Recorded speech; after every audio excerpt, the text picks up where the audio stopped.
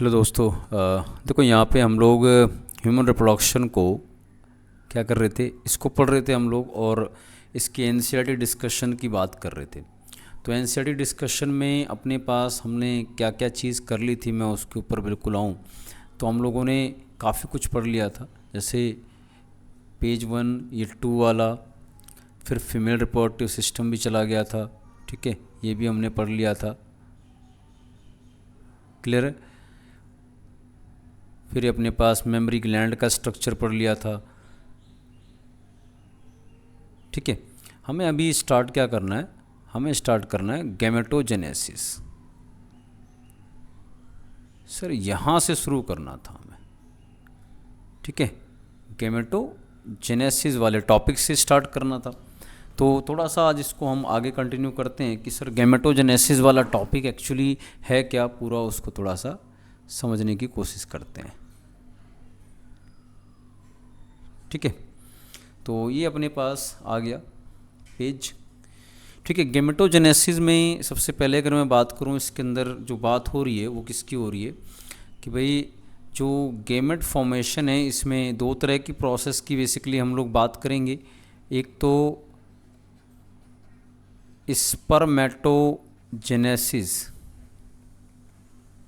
और एक बात करेंगे oogenesis।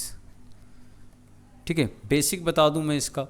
बेसिक ये कि भाई स्पर्मेटोजेनेसिस जो होता है मेल्स में होता है, और ये स्टार्ट ही प्यूबर्टी पे होता है, जबकि oogenesis जो होता है वो होता है फीमेल्स में, और सर ये फीमेल्स में एम्ब्रियोनिक लाइफ में शुरू हो जाता है। ठीक है, जबकि ये प्यूबर्टी पे स्टार्ट होता है। प्यूबर्टी मीन्स आई थिंक आपको पहले बताया मैंने कि जो भी जिस टाइम पर गैमेट बनना शुरू हो जाते हैं। ठीक, तो अभी बात करते हैं, यहाँ पढ़ना स्टार्ट करें। लिखा है the primary sex organs, the testis in the mails and the ovaries in the females produce gametes, sperms and ovum. पहली बात तो देखो, प्राइमरी सेक्स ऑर्गन किसको बोलते हैं सर? प्राइमरी सेक्स ऑर्गन उसको बोलते हैं जिसमें सर गैमेट बनता है डायरेक्ट, और इसके अलावा जो भी रिप्रोडक्टिव सिस्टम के दूसरे पार्ट हैं उनको एसेसरी बोल देंगे या सेकेंडरी बोल देंगे। तो मेल में टेस्टीज में, फीमेल में ओवरीज में, सर यहीं तो बनते हैं प्राइमरी से, इन्हीं को प्राइमरी सेक्स ऑर्गन बोलेंगे। तो मेल में क्या बनता है, टेस्टीज के अंदर क्या बनेगा सर? टेस्टीज में बनता है स्पर्म। ठीक है, और ओवरीज में क्या बनता है सर? ओवम बनेगा। सिंपल है। ठीक है, तो पहली बात इसके अंदर कि सर ये बात जो कर रहे हैं आप। फिर देखो इसमें थोड़ी सी हम लोग बात कर लेते हैं कि भाई अपने पास क्या बोल रहा है, स्पर्म और ओवम बनेगा, और स्पर्म और ओवम किसके अंदर बनने वाला है सर? स्पर्म और ओवम बनेगा टेस्टीज में मेल में, और ओवरीज में किस में? फीमेल्स में। ठीक, क्लियर है। तो उस प्रोसेस का क्या नाम बोल रहा है? बोल रहा है by the process called as gametogenesis. ठीक है, उस प्रोसेस को हम गैमेटोजेनेसिस बोलेंगे। देन उसके बाद क्या लिखा है, in testes the immature male germ cells spermatogonia produce sperms by spermatogenesis that begins at puberty. जैसे मैंने कहा ना, प्यूबर्टी पे स्टार्ट होता है जब मेल 12-14 साल का होता है उस तक। ठीक है, मैं इसके अंदर बिल्कुल एक चीज़ आपको ऐड करके बता दूं कि भाई इसने ये वर्ड यूज़ किया, थोड़ा सा इसको ऊपर देखते हैं। तो ये इसने यहाँ पे कहा कि ये स्पर्मेटोगोनिया या स्पर्मेटोगोनियम एक ही बात है, ये प्लूरल बोल रहा है और ये सिंगुलर बोल रहा है, एक ही चीज़ है। तो सर ये इमेच्योर जर्म सेल बोल देते हैं, या मेल जर्म सेल, या जो भी स्टार्टिंग में जर्म सेल बनते हैं। वैसे ही एग्जैक्टली अपने से पहले जर्म लेयर के सेल से बन के आते हैं डिवाइड करके, उन जर्म लेयर के सेल को हम प्रॉपर जर्म सेल उन्हें बुलाते हैं। ठीक है, और फिर वो डिवाइड करते हैं। जैसे मैं अगर बात करूँ तो जो पूरी जर्म लेयर होती है, ये जैसे यहाँ पे दिखा रहा हूँ, इसमें सेल्स होते हैं, इनको जर्म सेल बोलते हैं मेनली। ये डिवाइड करते हैं तो टाइप ए और टाइप बी करके सेल बनते हैं। ठीक है, टाइप ए टाइप बी। तो ये वाले सेल तो रीजनरेट कर जाते हैं दोबारा इसी में, ताकि लेयर मेंटेन रहे, और ये सेल आगे चल के डिवाइड कर जाते हैं और स्पर्मेटोगोनिया बनाते हैं, और फिर ये आगे प्रोसेस कंटिन्यू होती है। ठीक है, पर एनसीईआरटी इतना पीछे जाती नहीं है, तो लेकिन आता है क्वेश्चन ये। तो बात हो रही है कि भाई इसके अंदर आपने कहा कि स्पर्मेटोगोनिया जो हैं वही जो हैं, सिंगुलर क्या बोल रहा है, spermatogonium present on the inside walls of the seminiferous tubule. जो टेस्टिस में सेमेनिफेरस ट्यूब्यूल होता है कंपार्टमेंट्स में, उसके अंदर सेमेनिफेरस ट्यूब्यूल में ये डिवाइड होते हैं माइटोटिक डिवीजन से, ठीक है, एंड इंक्रीजेज इन नंबर। पहले ये स्पर्मेटोगोनिया क्या होते हैं, मैं इसको बिल्कुल क्लियर करूं कि जो स्पर्मेटोगोनिया जो आपके सामने दिख रहे हैं, ये स्पर्मेटोगोनिया क्या करते हैं, डिवाइड करते जाएंगे, डिवाइड करते जाएंगे, डिवाइड करते जाएंगे, और जब नंबर बढ़ाना तो क्या होगा, माइटोटिक डिवीजन होगा, और इंक्रीज करेंगे नंबर में बढ़ता जाएगा, ठीक। फिर है each spermatogonia is diploid and contains 46 chromosome. भाई सिंपल बात है, ये सारे क्या होंगे, ये डिप्लॉयड होंगे, ठीक है। बता दूं मैं, ये भी डिप्लॉयड होगा सर्टोली सेल, ये भी डिप्लॉयड होगा, ये हैप्लॉयड होगा, ये हैप्लॉयड होगा, ये हैप्लॉयड होगा, ठीक है। मतलब ये तीनों हैप्लॉयड हैं, बाकी सब डिप्लॉयड हैं, कोई से भी सेल लो आप, ठीक है। तो बात होगी भाई यहाँ पे कि भाई ये किस तरह का इसका प्लॉयडी है। फिर है some of the spermatogonia called primary spermatocyte periodically undergoes meiosis. देखो इसने ऐसा वर्ड क्यों यूज़ किया है भाई, एक्चुअली क्या होता है, जो ये स्पर्मेटोगोनिया हैं ये आते हैं प्राइमरी स्पर्मेटोसाइट में, पर ये सर डिवाइड नहीं करते। जो स्पर्मेटोगोनिया होता है बेटा, ये स्पर्मेटोगोनिया एक्चुअली ना साइज में ग्रो करता है, और अब उसे आप क्या बोलते हैं, प्राइमरी स्पर्मेटोसाइट। मतलब स्पर्मेटोगोनिया से स्पर्मेटोसाइट प्राइमरी वाले आने में डिवीजन नहीं होता, सिर्फ ग्रोथ होती है। और प्राइमरी स्पर्मेटोसाइट का अगर साइज बोलेंगे ना, और न्यूट्रिशन 2 से 3 गुना होता है कंपेयर टू स्पर्मेटोगोनिया से, प्राइमरी स्पर्मेटोसाइट का, ठीक है।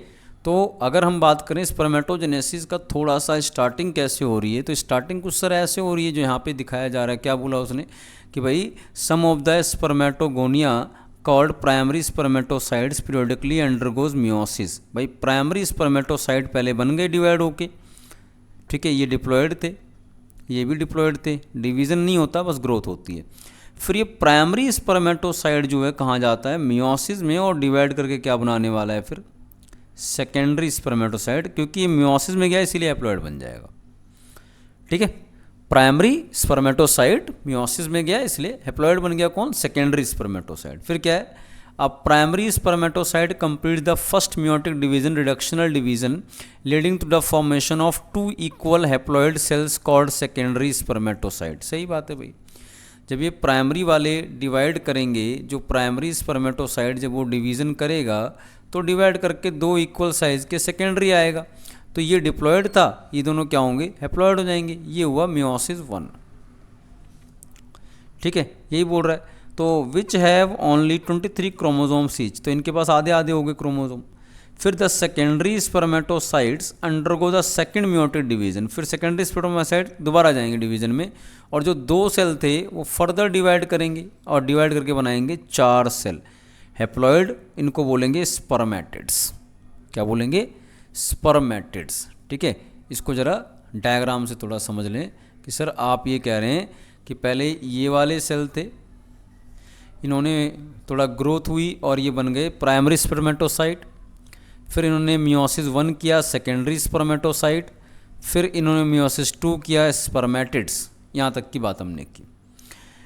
फिर what would be the number of chromosomes in the spermatid, sir सीधी बात है हैप्लॉयड ही होगा, क्योंकि मियोसिस 2 के बाद क्रोमोसोम सेम रहते हैं जैसे मियोसिस 1 से पहले ऑर्गेनिज्म, मतलब मियोसिस 1 के बाद जो थे, मतलब जो सेकेंडरी स्पर्मेटोसाइट में होंगे वही प्लॉयडी इसके पास भी है, ठीक है। The spermatids are transformed into spermatozoa, फिर स्पर्मेटिड डायरेक्ट मैच्योर होते हैं किसमें, स्पर्मेटोजोआ में, जिसको एग्जैक्टली इसने क्या कहा, हम स्पर्म बुलाते हैं, ठीक है। देखो शेप बदल गया, ये सेल थे और ये अभी टेल वगैरह इनके अंदर आ गई, तो ये स्पर्म बन गए, ठीक है, by the process called spermiogenesis, ठीक है। इसको आगे पढ़ लेते हैं। क्या बोल रहा है कि भाई जो बेटे यहाँ से यहाँ वाली प्रोसेस है कि जो ये स्पर्मेटिड हैं, अगर आप बात करेंगे स्पर्मेटिड से और स्पर्मेटोजोआ की जो प्रोसेस है तो उसको एक नाम बुलाते हैं स्पर्मियोजेनेसिस, ये रहा। ठीक है। और after spermiogenesis sperm heads become embedded in the Sertoli cells and are finally released from the seminiferous tubules by the process called spermiation। अब मैं देखो इस प्रोसेस को ज़रा समझा देता हूँ क्या कह रहा है इन लाइनों में।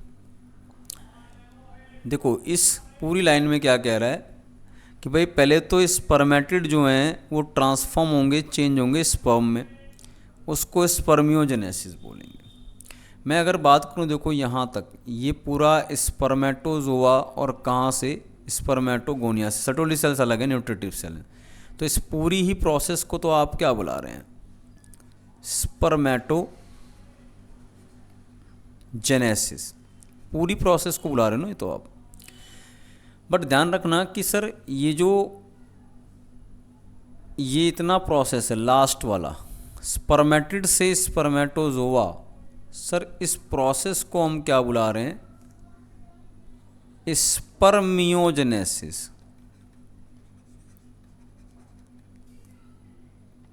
सर ये वाला प्रोसेस।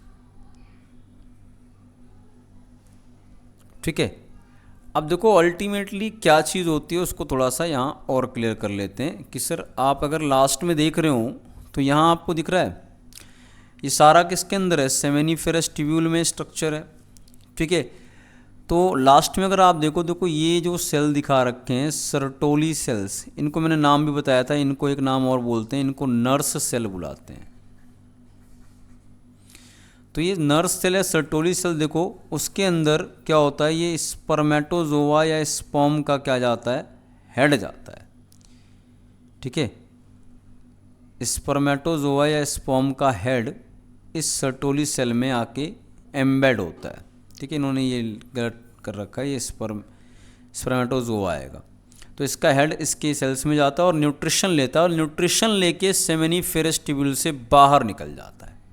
क्या बोल रहा है, after spermiogenesis sperm heads become embedded in the Sertoli cell, धंसते हैं head, and are finally released from the seminiferous tubules by the process called spermiation.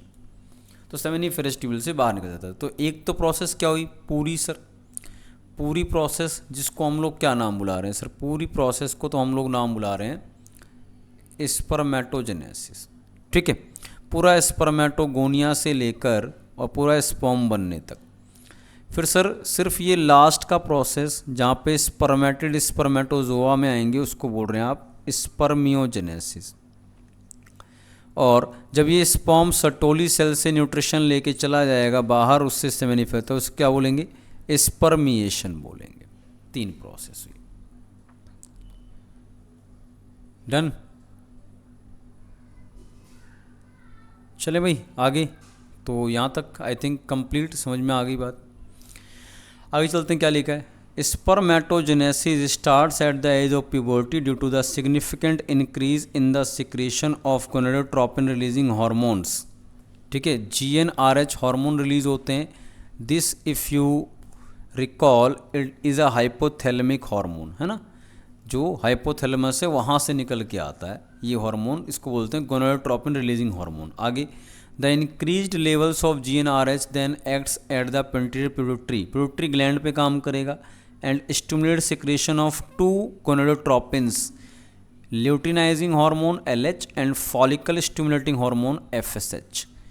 ठीक है। मतलब ऐसा बोल रहे कि भाई पहले हाइपोथैलेमस है वो रिलीज़ करेगा GnRH और उससे एंटीरियर पिट्यूटरी ग्लैंड एक्टिवेट होगा और ये रिलीज़ करेगा फिर एक तो LH और एक FSH। अब आगे देखो क्या कह रहा है, LH acts as Leydig cell. LH जो है वो लीडिक सेल या जिसको इंटरस्टिशियल सेल बोलते हैं वहाँ काम करता है। ठीक है।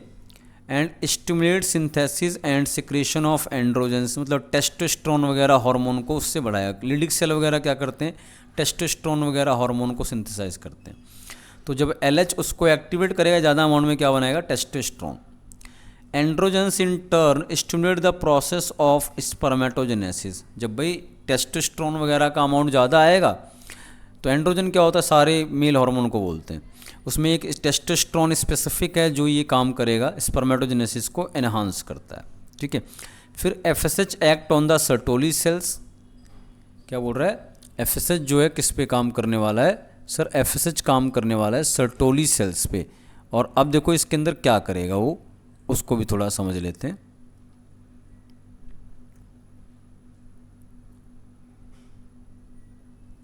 ठीक है, क्या बोल रहा है, FSH acts on the Sertoli cells and secretion of some factor which helps in process of spermiogenesis। ठीक है, मैं थोड़ा सा बैक करके दिखा दूं आपको। FSH acts on the Sertoli cells and stimulates, क्या बोल रहा है, secretion of some factors which help in spermiogenesis। Actually क्या करता है वो, जब स्पर्मेटोजेनेसिस, मान लो लिडिक सेल ने स्पर्मेटोजेनेसिस इन्हांस कर दिया, तो वहाँ स्पर्म का अमाउंट अगर ज़्यादा आएगा तो उसको न्यूट्रिशन देने वाले सर्टोली सेल्स का अमाउंट भी ज़्यादा होना चाहिए। तो उसके लिए FSH किसको एक्टिवेट करेगा, सर्टोली सेल्स को, ताकि उनका नंबर भी बढ़े न्यूट्रिशन देने के लिए।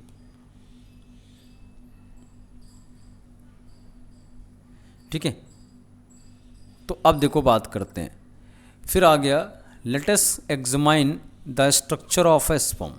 अब जरा स्पर्म के स्ट्रक्चर को हम लोग समझने की यहाँ पे कोशिश करते हैं कि sir what is the structure of sperm. ठीक है, स्पर्म के स्ट्रक्चर को समझने की कोशिश करते हैं यहाँ पे। तो क्या बोल रहा है, इसको समझे, स्ट्रक्चर ऑफ स्पर्म में क्या आ रहा है सर। पहली बात तो it is a microscopic structure composed of a head, neck, middle piece and a tail. ये एक माइक्रोस्कोपिक में बहुत माइक्रोमीटर्स में साइज होता है। इसमें क्या क्या होता है देखो, एक पार्ट इसने कहा हेड है, फिर एक पार्ट बोल रहा है नेक है, फिर एक पार्ट बोल रहा है मिडल पीस है, और एक पार्ट बोल दिया टेल है।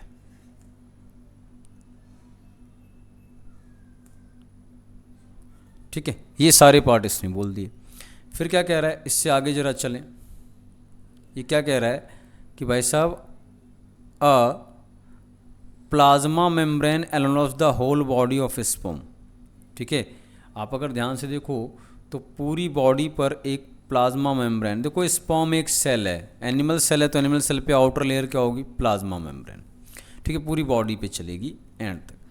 ठीक, उसके बाद ये क्या बोल रहा है कि भाई प्लाज्मा मेम्ब्रेन है, उसके बाद क्या कह रहा है, the sperm head contains an elongated haploid nucleus. ठीक है, स्पर्म हेड में क्या होता है, एक पूरा न्यूक्लियस जिसके अंदर क्रोमोसोम होंगे। तो आपको पता है न्यूक्लियस है तो कन्फर्म हैप्लॉइड होगा। तो आपको पता है स्पर्म है तो दो तरह का हो सकता है, लास्ट वाला क्रोमोसोम या तो X होगा या फिर Y हो सकता है, तो दो तरह का हो सकता है। ठीक है, और उसके बाद the anterior portion of which is covered by a cap like structure called acrosome. Anterior मतलब होता है ऊपर का, पोस्टीरियर मतलब पीछे का। तो ये ऊपर का पोर्शन किससे कवर है, एक कैप लाइक स्ट्रक्चर, ये देखो आपको दिख रहा है पूरा कैप लाइक स्ट्रक्चर है ये, इसको बोल रहे हैं एक्रोसोम। क्या है ये, the acrosome is filled with enzymes that helps in fertilization of the ovum. जो एक्रोसोम होता है भरा होता है एंजाइम से, जो कि फर्टिलाइजेशन करवाता है, ओवम का पेनिट्रेट करता है। बेसिकली मैं अगर रफली समझा दूं तो ओवम के पास 3 लेयर होती हैं बाहर, follicular layer, corona radiata, zona pellucida. तो जो एक्रोसोम होता है इसके अंदर एंजाइम्स होते हैं। तो एंजाइम होता है एक हाइलुरोनिक एसिड जो फॉलिकुलर लेयर को डिजेनरेट करेगा, सॉरी हाइलुरोनिडेज। फिर एक corona disintegration enzyme corona layer को पेनिट्रेट करेगा। फिर जोना पेलिसिडा या जोना लाइसिन बोलते हैं, एक्रोलाइसिन, जो जोना पेलिसिडा लेयर को पेनिट्रेट करेगा। तो ये एंजाइम्स होते हैं। हाँ, ये जरूर ध्यान रखना कि इसके एंजाइम एक्टिव होते हैं एक पर्टिकुलर पीएच पर, जो कि होता है 5.5। और जो यहाँ स्पर्म का जो एक्रोसोम है actually this is modified Golgi bodies. जो सेल में गोल्गी बॉडीज होती हैं उसका मॉडिफिकेशन है एक्रोसोम। ठीक है भाई। सो चलते हैं आगे। देखो तो हो गया एक्रोसोम कैप लाइक स्ट्रक्चर, ये हमने बात कर ली है कि एक्रोसोम कैप लाइक स्ट्रक्चर होता है, इसके अंदर एंजाइम्स वगैरह हैं। The acrosome is filled with enzymes that help in the fertilization of the ovum. Okay. The middle piece is possesses mitochondria, numerous mitochondria, बहुत सारे माइटोकॉन्ड्रिया भरे होंगे किसमें, मिडल पीस में। और sir what is the role of mitochondria अगर आप बात करें, sir powerhouse of the cell, energy देगा, which produce energy for the movement of tail that facilitate sperm motility essential for fertilisation.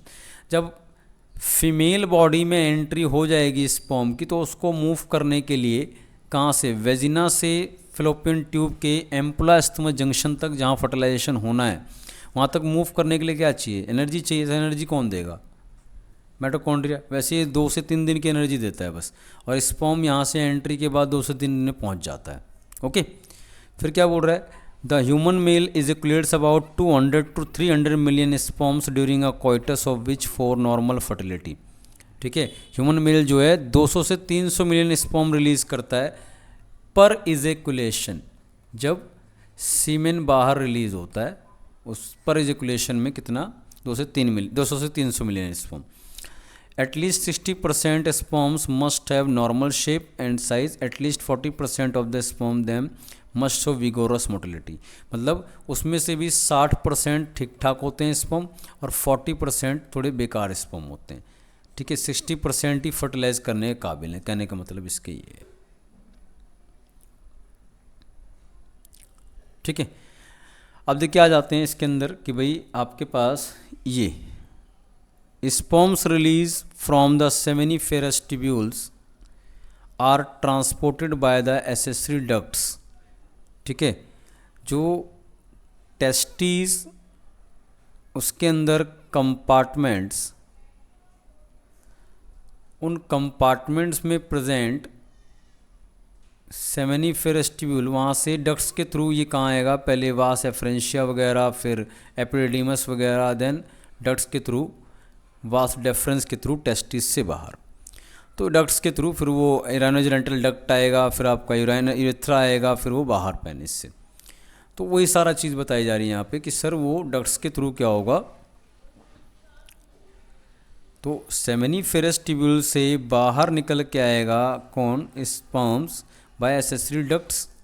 ठीक है, फिर secretion of epididymis, vas deferens, seminal vesicle and prostate gland essential for maturation and motility of the sperm. देखो actually motility तो ये epididymis वाला ही provide कर रहा होता है। ठीक है, और वास डेफरेंस जस्ट ट्रांसपोर्ट का काम करेगा। तो बेसिकली जो आपके पास देखने को मिलेगा वो मिलेंगे 3 ग्लैंड्स। मैं इसके अंदर वापस अगर जाऊँ, थोड़ा सा पीछे आपको ले चलूँ, तो यहाँ देखो 3 ग्लैंड दिख रहे हैं।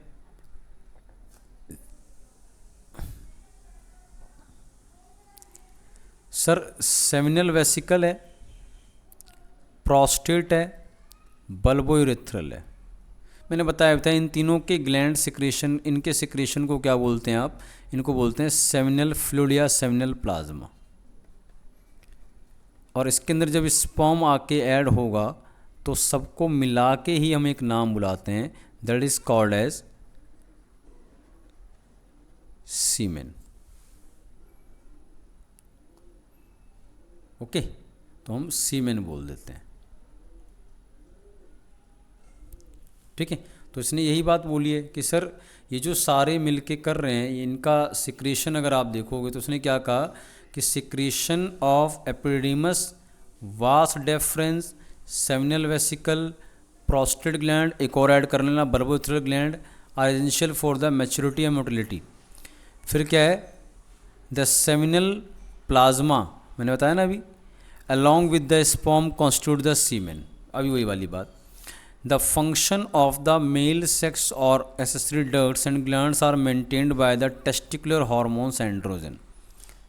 जो टेस्टोस्टेरोन हार्मोन वगैरह हैं उनकी हेल्प से क्या होता है, इसका फंक्शन मेंटेन होता है, किसका, जो भी आपके पास ये सीमेन वगैरह का है या स्पर्म का है, मेल सेक्स ऑर्गन का है, इन सब का, डक्ट्स वगैरह का।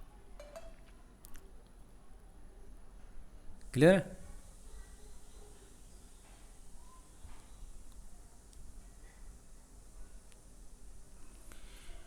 डन।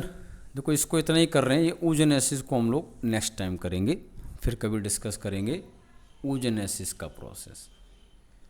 तो अपने पास ये स्पर्मेटोजेनेसिस का प्रोसेस। मैं यहाँ पे एक चीज़ और बता देता हूँ जो आपको शायद नहीं पता होगी, कि यहाँ पे इन्होंने बताया नहीं है, एनसीईआरटी पूरा प्रॉपर बताया नहीं है। ठीक है, यहाँ पे क्या होते हैं, 2 सेंट्रियोल होते हैं।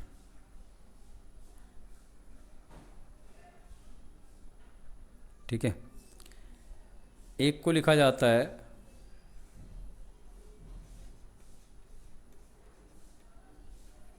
प्रॉक्सिमल सेंट्रियोल और एक को लिखा जाता है डिस्टल सेंट्रियोल। सेंट्रल वही जो स्पिंडल फाइबर वगैरह बनाते हैं और फ्लैजेला वगैरह आते हैं। तो जो डिस्टल सेंट्रियोल है, देखो इससे बीच में दिख रहा है ब्लैक सा, ये तो सारे माइटोकॉन्ड्रिया हो गए। इसके अलावा ये ब्लैक सा निकल के आएगा, और माइटोकॉन्ड्रिया आपको बता दूं इसमें स्पाइरल शेप होता है, स्पाइरल शेप्ड, और इस स्पाइरल शेप माइटोकॉन्ड्रिया को बोल देते हैं निबरकुन। आता है क्वेश्चन ये। ठीक है, तो यहाँ पे बीच बीच में देख रहे हो ब्लैक सा निकल के आ रहा है, इसको बोलते हैं एक्सियल फिलामेंट। मिडल पीस में कहाँ से निकल के आया है सर? डिस्टल सेंट्रियोल से, और यही आगे चल के क्या बनेगा, ये फ्लैजेलर टेल बनाएगा। तो डिस्टल सेंट्रियोल एक्चुअली किस लिए रेस्पॉन्सिबल है? टेल सिंथेसिस के लिए या टेल फॉर्मेशन के लिए। ठीक है, आपने कभी पढ़ा हो तो फ्लैजेला और सीलिया का स्ट्रक्चर होता है 9+2 अरेंजमेंट। ठीक है, लेकिन इकलौता स्पर्म ऐसा है जहाँ पर 9+0 अरेंजमेंट होता है, ध्यान रखिएगा। ठीक है, फिर एक रोल आता है इसका कि सर प्रॉक्सिमल सेंट्रियोल भी आप बता रहे थे। देखो सेंट्रियोल्स का रोल क्या है? स्पिंडल फाइबर को बनाना। तो जो oogenesis जब होती है तो वहाँ पे आपको देखने को मिलेगा कि जो उगोनिया होता है पहले, फिर वो प्राइमरी oocyte में आता है, फिर ये डिवाइड करता है मियोसिस 1 में, सेकेंडरी oocyte में आता है। तो सेकेंडरी oocyte से कहाँ जाना है? फिर ओवम में जाना है। पर सेकेंडरी oocyte के पास क्या नहीं होता? कोई भी किसी भी तरीके का सेंट्रियोल नहीं होगा, तो मियोसिस 2 हो नहीं पाती। तो जब ये सेकेंडरी oocyte स्पर्म के कांटेक्ट में आएगा फर्टिलाइजेशन के दौरान फैलोपियन ट्यूब में, तब इसका क्या होने वाला है? मियोसिस 2। और उस मियोसिस 2 में सेंट्रियोल कौन प्रोवाइड करेगा सेकेंडरी oocyte को? Proximal centriole. मतलब प्रॉक्सिमल सेंट्रियोल एक काम क्या करता है कि सर जो ये सेकेंडरी oocyte है, इस सेकेंडरी oocyte को जो ओवम बनना है या फिर पहले ऊटिड वगैरह बन जाता है, ठीक है, वो पोलर बॉडी वगैरह भी आएंगी, तो उसमें मियोसिस सेकंड होना है तभी होगा। तो इसके कांटेक्ट में जब आता है कौन? स्पर्म। तो ये स्पर्म अपना प्रॉक्सिमल सेंट्रियोल इसको देता है, जिससे इसका मियोसिस सेकंड होके क्या बनेगा? ओवम। फिर ये दोनों फ्यूज करके क्या बनाएंगे? जाइगोट, फर्टिलाइजेशन के टाइम पर।